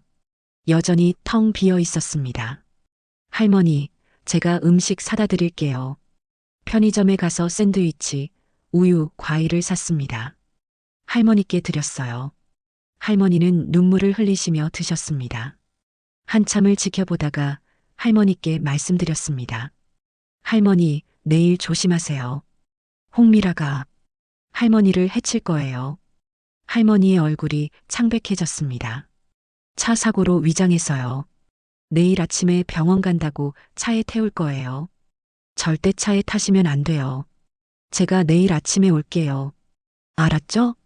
할머니는 떨리는 손으로 제 손을 꼭 잡으셨어요. 천만에요, 할머니. 제가 지켜드릴게요. 노트와 펜을 드렸습니다. 할머니, 혹시 유언장 쓰신 거 기억하세요? 할머니는 고개를 끄덕이셨습니다. 지, 로, 써, 홍미라가 협박했나요? 응, 안, 쓰, 면, 때, 린, 다, 고. 그럼 할머니, 새로운 유언장을 쓰시겠어요? 네. 진짜 할머니 뜻대로요. 할머니는 떨리는 손으로 펜을 들고 무엇인가를 써내려가고 있었습니다. 삐툴빼툴. 민수야, 위험한 일이면 하지 마. 엄마, 사람 목숨이 달린 일이에요. 제가 안 하면 한 분이 돌아가세요. 하지만, 엄마, 저 아빠한테 약속했잖아요. 착하게 살겠다고. 이게 착하게 사는 거예요. 엄마는 눈물을 흘리셨습니다. 우리 아들, 정말 컸구나. 엄마, 걱정 마세요. 꼭 안전하게 돌아올게요. 그날 밤 일찍 잠자리에 들었습니다. 하지만 잠이 오지 않았어요. 천장을 바라보며 내일을 상상했습니다. 잘 될까? 할머니를 지킬 수 있을까? 불안과 긴장이 교차했습니다. 하지만 각오는 되어 있었어요. 무슨 일이 있어도 할머니를 지킨다. 디데이 운명의 아침. 5월 2일 목요일. 알람이 울리기 전에 눈이 떴습니다. 새벽 6시 심장이 빠르게 뛰었어요. 오늘이다. 씻고 옷을 입었습니다. 검은색 청바지, 흰색 티셔츠, 운동화. 움직이기 편한 옷으로 골랐어요. 거울을 봤습니다. 긴장된 제 얼굴이 보였어요. 눈빛만은 또렷했습니다. 할 수 있어. 나는 할 수 있어. 7시 집을 나섰습니다. 엄마가 현관까지 나오셨어요. 민수야, 조심해. 네, 엄마. 꼭 무사히 돌아와. 약속할게요. 엄마를 안아드렸습니다. 오토바이에 올라타 출발했어요. 아침 공기가 차가웠습니다. 강남으로 향하는 길, 도로는 한산했어요. 8시 강남 경찰서 도착. 형사들이 모여 있었습니다. 강민수 씨 오셨습니까? 네. 준비되셨습니까? 네. 그럼 최종 점검하겠습니다. 김 형사가 지도를 펼쳤습니다. 9시부터 인력 배치 청담대교, 입구, 중간, 출구에 각각 인력 배치. 트럭 감시조는 8시 30분부터 청담동 일대 순찰. 강민수 씨는 9시 50분에 1503호 도착. 모두 무전기 준비. 암호는 알파. 알파1 목표물 홍미라 출발. 알파2 목표물 차량 진입. 알파3 위험 요소 트럭 출현. 알파4 체포 개시. 이해되셨습니까? 네. 모두가 대답했습니다. 형이 제게 무전기를 건넸어요. 이거 차고 있어. 위험하면 바로 알려. 응. 그리고 작은 방탄조끼도 주었습니다.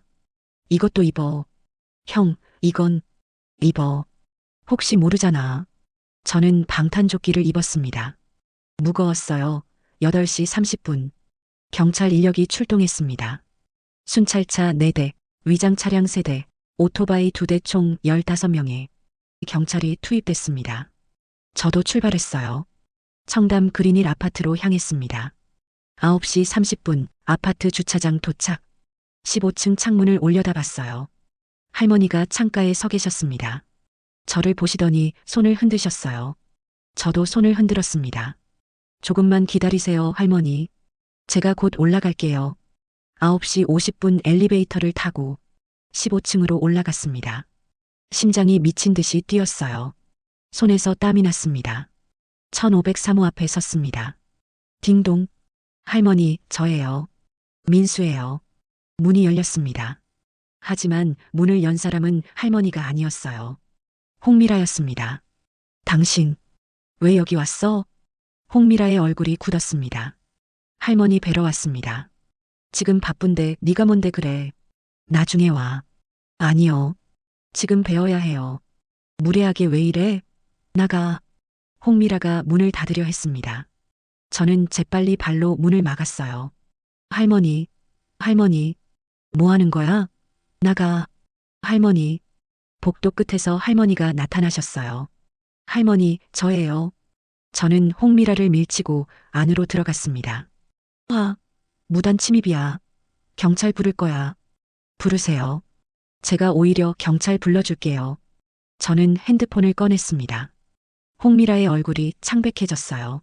당신, 뭘 알고 있는 거야? 다 알고 있어요. 할머니를 죽이려는 계획. 뭐, 무슨 헛소리야? 헛소리가 아니죠.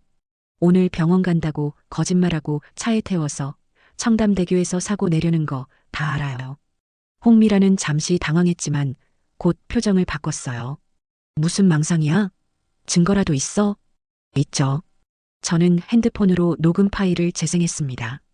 다음 주 목요일, 5월 2일, 트럭으로 들이받아 조수석을 정확히 노려 홍미라의 목소리가 또렷하게 들렸습니다.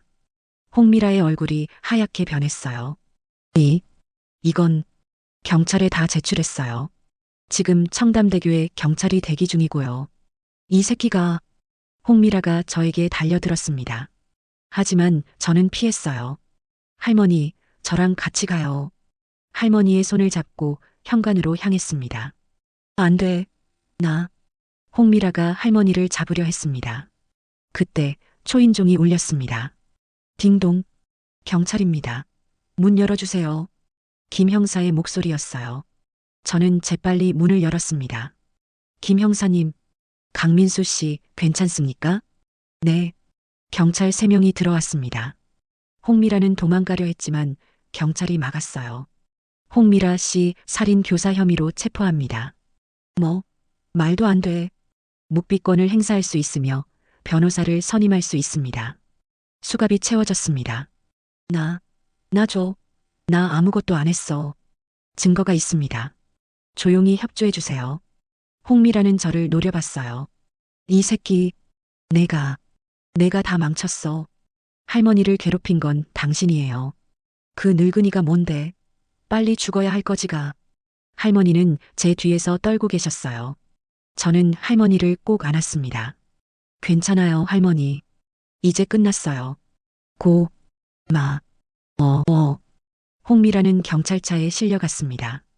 그리고 무전기에서 소리가 들렸어요. 알파3, 트럭 확인, 청담대교 진입, 차단, 용의자 체포, 조폭들도 체포됐습니다. 모든 게 끝났어요. 저는 주저앉았습니다.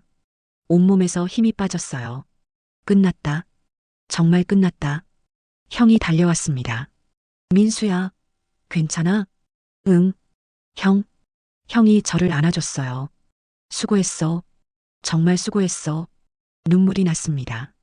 긴장이 풀리니 눈물이 멈추지 않았어요. 할머니도 우셨습니다. 우리는 한참을 그렇게 있었습니다. 3개월 후 2024년 8월 홍미라의 재판이 시작됐습니다. 서울중앙지방법원 형사합의 12부. 방청석은 사람들로 가득했어요. 언론사 기자들도 많이 왔습니다. 이 사건이 뉴스에 크게 보도됐거든요. 배달원이 할머니 목숨 구해. 며느리 3년간 시어머니 학대하고 살해 시도. 완전 범죄 꿈꾸다 배달원에게 덜미. 저도 방청석에 앉아 있었습니다. 할머니와 함께요. 할머니는 많이 좋아지셨어요. 병원에서 치료를 받으시고 영양 공급을 받으시니 체중도 늘고 얼굴에 혈색도 돌아왔습니다. 목소리도 조금씩 회복되고 계셨어요. 민수야, 떨려. 괜찮아요, 할머니. 제가 옆에 있어요.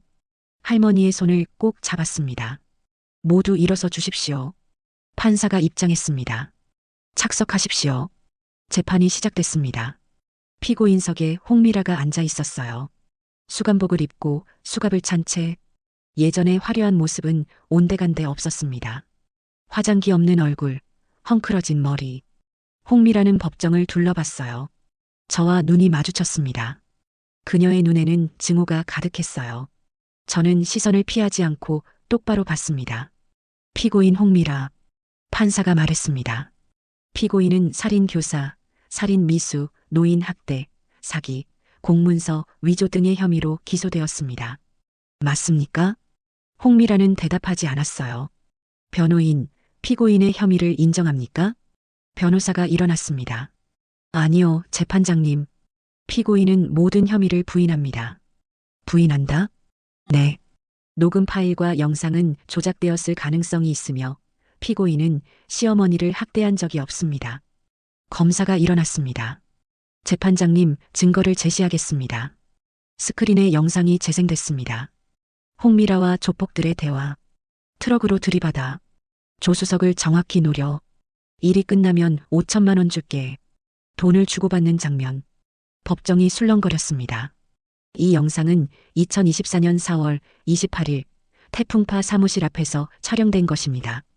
피고인은 조폭 조직을 고용하여 시어머니 이말순 씨를 살해하려 했습니다. 녹음 파일도 재생됐어요. 3년 동안 준비한 거야. 남편이 죽고 나서부터. 처음부터 계획이었어. 가스 사고, 욕실 사고. 다 내가 한 거야. 방청석에서 탄식이 터져 나왔습니다. 저런, 악마네. 할머니는 손수건으로 눈물을 닦으셨어요. 검사가 계속 증거를 제시했습니다. 피고인은 2021년 남편 이민석 씨가 사망한 후 시어머니의 재산을 노리고 체계적으로 학대했습니다. 첫째, 음식을 제대로 제공하지 않아 영양실조 상태로 만들었습니다. 할머니의 병원 기록이 제시됐어요. 입원 당시 체중 39kg, 심각한 영양실조, 탈수 증상. 둘째, 치매 진단서를 위조했습니다. 병원 의사에게 금품을 제공하고 허위 진단서를 받았습니다. 의사의 자백서가 제시됐어요. 홍미라 씨로부터 500만 원을 받고 허위 진단서를 작성했습니다. 셋째, 여러 차례 살해를 시도했습니다. 2024년 3월 29일 가스 중독 사고, 2024년 4월 10일 욕실 익사 사고, 2024년 5월 2일 차량 사고 시도. 모두 계획적인 살인 시도였습니다. 증거가 쌓일수록 홍미라의 얼굴은 창백해졌어요. 또한 피고인은 피해자를 협박하여 유언장을 강제로 작성하게 했습니다. 할머니의 진술서가 제시됐습니다. 며느리가 때린다고 협박해서 유언장을 썼습니다. 재판장님, 이 모든 증거는 피고인의 계획적이고 악의적인 범행을 증명합니다. 판사가 홍미라를 바라봤습니다. 피고인 할 말 있습니까? 홍미라는 고개를 숙였어요. 없습니다. 변호인은? 변호사가 일어났습니다. 재판장님, 피고인은 깊이 반성하고 있습니다. 선처를 부탁드립니다. 반성? 검사가 비웃었습니다. 3년 동안 계획적으로 노인을 학대하고 살해하려 한 사람이 반성을 한다고요? 재판은 4시간 동안 계속됐습니다. 증인 신문도 있었어요. 조폭들이 증인으로 나왔습니다. 홍미라가 우리에게 5천만 원을 주고 노인을 죽이라고 했습니다. 트럭으로 차를 들이받으라고 했습니다. 할머니도 증인으로 나섰어요. 증인, 며느리가 당신을 어떻게 대했습니까? 밥을 안 줬어요. 네, 그렸어요. 인다. 협박 했어요. 할머니의 떨리는 목소리. 방청석에서 흐느끼는 소리가 들렸습니다. 저도 증인으로 나섰습니다. 증인은 어떻게 이 사건을 알게 되었습니까? 배달을 가다가 할머니의 이상한 모습을 발견했습니다. 그리고 가스 사고 때 할머니를 구했고 욕실 사고 때도 구했습니다. 할머니로부터 쪽지를 받았다고요? 네. 며느리가 자신을 죽이려 한다는 쪽지를 받았습니다. 쪽지들이 증거로 제시됐습니다. 며느리가 나를 죽이려 해요. 도와줘요. 제발. 방청석이 숙연해졌어요. 재판은 한 달에 걸쳐 4차례 진행됐습니다. 9월 15일, 최종 판결이 내려지는 날, 법정은 사람들로 가득했습니다. 저와 할머니, 형, 엄마도 함께 왔어요. 모두 일어서 주십시오. 판사가 입장했습니다. 착석하십시오. 판사가 판결문을 들었어요. 피고인 홍미라에 대한 판결을 선고합니다. 법정이 조용해졌습니다. 숨소리조차 들리지 않았어요. 먼저 사실관계를 정리하겠습니다. 피고인은 2021년 10월 남편 이민석이 사망한 후 시어머니 이말순의 재산을 노리고 체계적으로 학대했습니다. 3년에 걸쳐 음식을 제대로 제공하지 않았고 폭언과 폭행을 일삼았습니다. 치매 진단서를 위조하고 유언장을 강제로 작성하게 했습니다. 그리고 여러 차례 살해를 시도했습니다. 가스 중독 사고, 욕실 익사 사고, 차량 사고, 모두 계획적이고 악의적인 범행이었습니다. 특히 조폭 조직을 고용하여 완전 범죄를 꾸미려 한 점은 매우 중대한 범죄입니다. 판사의 목소리가 무거웠습니다. 피고인의 범행은 인간의 기본적인 도리를 저버린 극악무도한 행위입니다. 자신을 믿고 의지한 시어머니를 3년간 괴롭히고 결국 죽이려 한 행위는 용서받을 수 없습니다. 더욱이 노인 학대라는 사회적 문제가 심각한 시점에서 이러한 범죄는 엄벌에 처해야 합니다. 홍미라는 고개를 떨구고 있었어요. 따라서 본 재판부는 다음과 같이 판결합니다. 피고인 홍미라에게 법정의 모든 사람이 숨을 죽였습니다. 징역 18년을 선고합니다. 방청석에서 탄성이 터져 나왔습니다. 그리고 피해자 이말순 씨에게 위자료 5억 원을 배상하도록 명합니다. 할머니가 제 손을 꼭 잡으셨어요. 끝. 네, 할머니. 끝났어요. 홍미라는 수갑을 찬 채 끌려갔습니다. 마지막으로 저를 쳐다봤어요. 증오의 눈빛이었습니다. 하지만 저는 아무 감정도 느끼지 않았어요. 그저 끝났다는 안도감 뿐이었습니다. 법정을 나오니 기자들이 몰려들었습니다. 강민수 씨, 한 말씀 해주세요. 어떻게 이 사건을 알게 되셨나요? 할머니를 구한 소감은? 저는 카메라를 향해 말했습니다. 저는 그냥 당연한 일을 했을 뿐입니다. 누군가 위험에 처해 있으면 도와야 하는 게 사람의 도리 아닐까요? 할머니께 하고 싶은 말은? 할머니, 이제 편히 쉬세요. 더 이상 두려워하지 않으셔도 돼요. 할머니가 제 옆으로 오셨어요. 할머니는 마이크 앞에서 말씀하셨어요. 민수는 내 생명의 은인 가 없으면 나는 죽었어. 기자들이 사진을 찍었습니다. 다음 날 신문 일면에 우리 사진이 실렸어요. 배달원 할머니 목숨 구해. 며느리의 살인 음모 막아. 재판이 끝난 후 할머니는 본격적인 치료를 시작하셨습니다. 병원에서 영양치료, 물리치료, 심리치료를 받으셨어요. 저는 매일 병원에 찾아뵈봤습니다. 할머니, 오늘 기분은 어때요? 좋아. 민수, 할머니의 목소리도 점점 또렷해졌습니다. 3개월 후 할머니는 거의 정상적으로 말씀하실 수 있게 됐어요. 민수야, 오늘 뭐 먹고 싶어? 할머니가 직접 말씀하시는 거 들으니까 너무 좋아요. 나도 좋아. 정말 오래간만이야. 할머니는 청담 그린힐 아파트를 팔았습니다. 너무 많은 상처가 있는 곳이었으니까요. 그리고 저희 집 근처에 작은 아파트를 구했어요. 민수 엄마랑 가까이 살고 싶어서. 할머니와 우리 엄마는 금방 친해지셨어요. 어머니, 오늘 제가 김치찌개 끓여드릴게요. 고마워요, 민수 엄마. 매일 저녁 할머니는 우리 집에서 식사를 하셨습니다. 민수야, 엄마 요리 솜씨 대단하시다. 그러게요.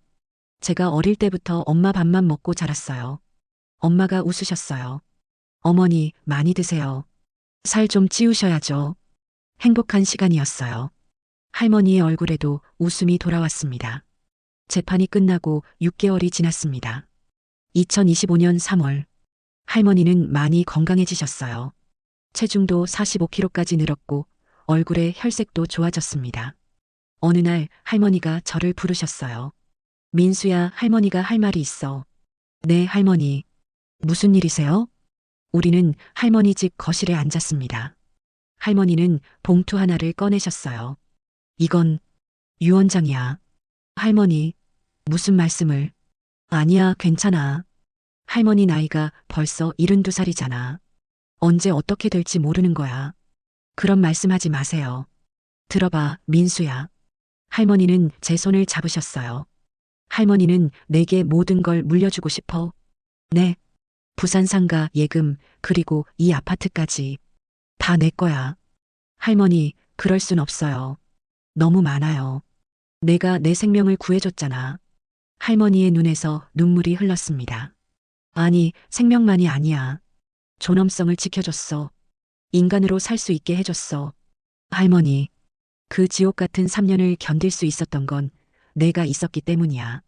짜장면 배달을 오던 그 따뜻한 청년. 할머니를 포기하지 않았던 그 착한 청년. 할머니는 계속 우셨어요. 다른 사람들은 다 모른 척 했어. 옆집 사람들도, 경찰도, 병원 사람들도. 하지만 너만은 달랐어. 너는 할머니를 지켜줬어. 당연한 일을 한 건데요. 당연한 일이 아니야. 요즘 세상에 남의 일에 나서는 사람이 어디 있어? 할머니, 받아줘, 민수야. 그게 할머니 소원이야. 내가 행복하게 사는 걸 보는 게. 저는 울었습니다. 감사합니다, 할머니. 정말, 정말 감사합니다. 고마워, 민수야. 할머니의 천사야. 우리는 한참을 안고 울었습니다. 할머니의 유언대로 저는 대학에 복학했습니다. 2025년 3월 4학년 1학기. 1년 반 만에 복학이었어요. 민수야, 오랜만이다. 오랜만이야. 친구들이 반겨줬습니다. 너 뉴스에 나오던데? 대박이던데? 아, 그거. 부끄럽네. 부끄럽긴. 완전 영웅이잖아. 대학 생활은 즐거웠어요. 하지만 저는 다른 꿈을 꾸기 시작했습니다. 변호사가 되고 싶어. 할머니 같은 분들을 돕는 변호사. 약자를 보호하는 변호사. 그래서 로스쿨 진학을 결심했습니다. 엄마, 저 로스쿨 갈래요. 로스쿨? 변호사 되려고? 네. 할머니 같은 분들을 도와드리고 싶어요. 엄마는 제 머리를 쓰다듬으셨어요. 우리 아들 정말 의젓해졌네. 엄마 덕분이에요. 할머니도 응원해 주셨습니다. 민수야, 훌륭한 변호사 되거라. 할머니가 응원할게. 네, 할머니. 꼭 좋은 변호사 될게요. 부산 상가에서 나오는 월세로 로스쿨 등록금을 낼 수 있었어요. 그리고 생활비도 충분했습니다. 엄마도 이제 일을 그만두셨어요. 민수야, 엄마 이제 쉴 수 있겠네. 네, 엄마. 푹 쉬세요. 그동안 너무 고생하셨어요. 저는 변호사가 된 지 3년째입니다. 사무실 이름은 이말순 법률사무소. 할머니의 이름을 딴 사무소였습니다. 주로 노인 학대, 가정폭력, 약자 보호 사건을 맡았어요. 돈은 받지 않았습니다. 할머니의 유산으로 충분했으니까요. 사무실에는 할머니 사진이 걸려 있었어요. 환하게 웃고 계신 할머니. 할머니, 오늘도 힘내겠습니다. 매일 아침 할머니께 인사를 드렸습니다. 똑똑. 변호사님, 의뢰인 오셨습니다. 들어오라고 하세요. 70대 할머니가 들어오셨습니다. 변호사님, 도와주세요. 무슨 일이신가요? 아들이 저를 때려요. 돈을 달라고. 가슴이 아팠습니다. 또 다른 할머니가 고통받고 계셨어요. 할머니, 걱정 마세요. 제가 도와드릴게요. 정말요? 네. 제가 꼭 지켜드릴게요. 할머니는 울었습니다. 고맙습니다. 정말 고맙습니다. 저는 할머니의 손을 꼭 잡았어요. 이말순 할머니의 얼굴이 떠올랐습니다. 할머니, 제가 할머니의 뜻을 이어가고 있어요. 창밖으로 햇살이 비쳐 들어왔습니다. 따뜻한 빛이었어요. 어느 토요일 오후, 저는 할머니를 찾아뵈었습니다. 할머니, 민수야, 어서 와. 할머니는 건강하셨어요. 엄마와 함께 화단에 꽃을 심고 계셨습니다. 할머니, 꽃 예쁘네요.